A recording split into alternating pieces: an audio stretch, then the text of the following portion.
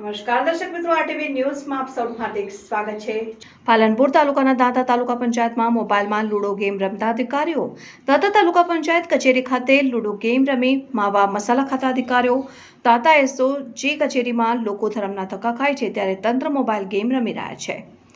બનાસકાંઠા પાલનપુર દાંતા તાલુકા પંચાયત કચેરી ખાતે લોકો પોતાના કામે ધર્મના ધક્કા ખાય છે ત્યારે દાંતા તાલુકા પંચાયત કચેરી ખાતે લોકો મોબાઈલમાં લૂડો ગેમ રમી માવા મસાલા ખાઈ પગાર સરકારનો લેતા હોય તેવું લાગી રહ્યું છે।